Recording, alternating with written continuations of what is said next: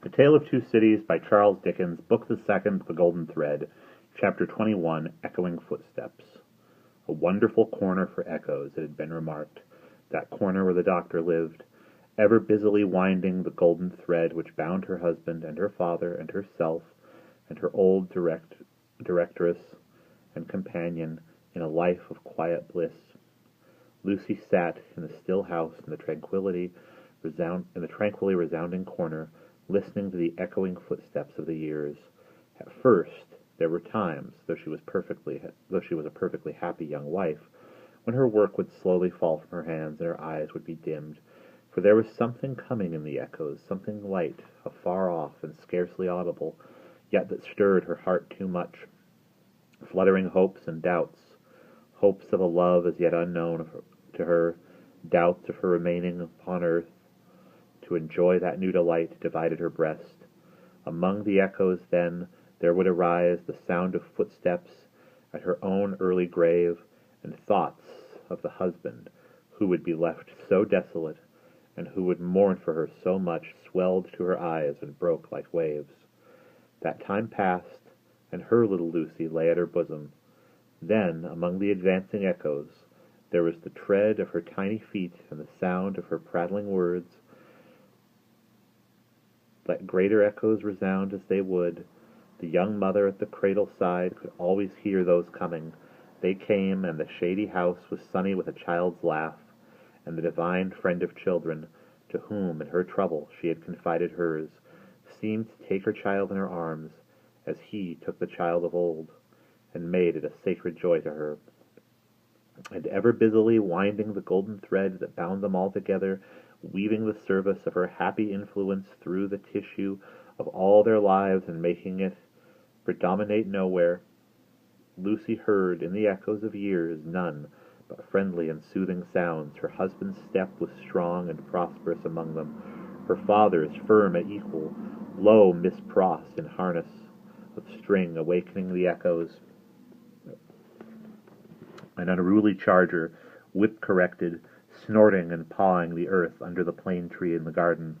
And when there were sounds of sorrow among the rest, they were not harsh nor cruel. Even when golden hair like her own lay in a halo on a pillow round the worn face of a little boy, and he said with a radiant smile, "Dear Papa and Mamma, I am so very sorry to leave you both and to leave my pretty sister, but I am called and I must go." There were no tears.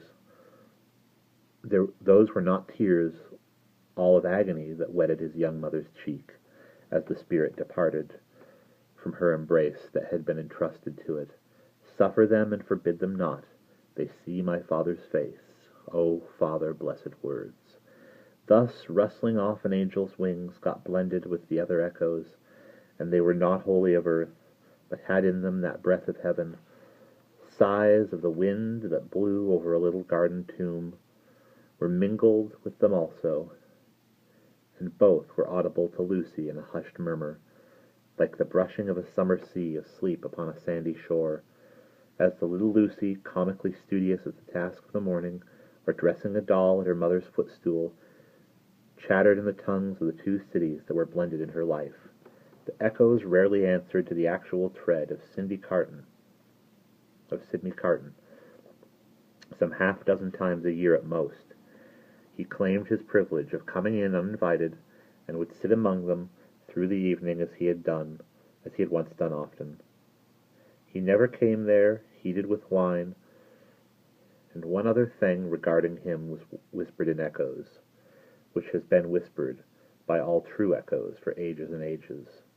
No man ever really loved a woman, lost her, and knew with her a blameless, though an unchanged mind, when she was a wife and mother, but her children had a strange sympathy with him, an instinctive delicacy of pity for him. What fine, hidden sensibilities are touched in such a case, no echoes tell, but it is so, and it is so here. Carton was the first stranger to whom little Lucy held out her chubby arms and kept his place with him as she grew. The little boy had spoken of him, almost at the last. "Poor Carton, kiss him for me." Mr. Stryver shouldered his way through the law. like some great engine forcing itself through turbid water, and dragged his useful friend in its wake, like a boat towed astern. As the boat so favored is usually in a rough plight and mostly under water, so Sidney had a swamped life of it. But easy and strong custom, unhappy so much easier and stronger in him than any stimulating sense of desert or disgrace, made it the life he was to lead, and he no more thought of emerging from his state of lion's jackal than any real jackal may be supposed to think of rising to be a lion. Stryver was rich, and married a florid widow with property and 3 boys, who had nothing particularly shining about them but the straight hair of their dumpling heads. These 3 young gentlemen, Mr. Stryver, exuding patronage of the most offensive quality from every pore, had walked before him like 3 sheep to the quiet corner of Soho, and had offered his pupils to Lucy's husband, delicately saying, "Holla! Here, 3 lumps of bread and cheese toward your matrimonial panic, Darnay."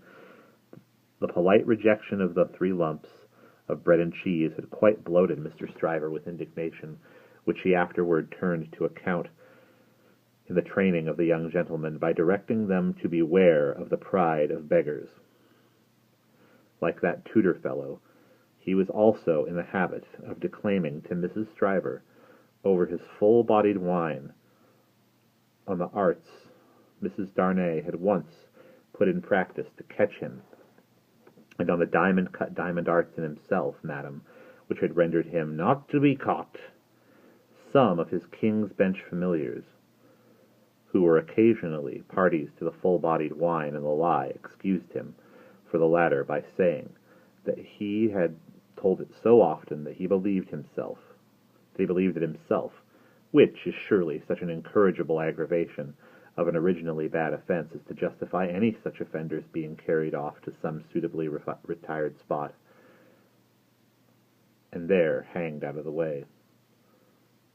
There were among the echoes to which Lucy, sometimes pensive, sometimes amused and laughing, listened in the echoing corner until her little daughter was 6 years old, how near to her heart the echoes of her child's tread came, and those of her own dear father's, always active and self-possessed, and those of her dear husband's need not be told, nor how the lightest echo of their united home, directed by himself with such wise and elegant thrift that it was more abundant than any waste, was music to her, nor how there were echoes all about her, sweet in her ears, of the many times her father had told her that he found her more devoted to him married, if that could be, than single, and of the many times her husband had said to her that no cares and duties seemed to divide her love for him, or her help to him, and asked her, "What is the magic secret, my darling, of your being everything to all of us, if there were only one of us, yet never seeming to be hurried, or to have too much to do?"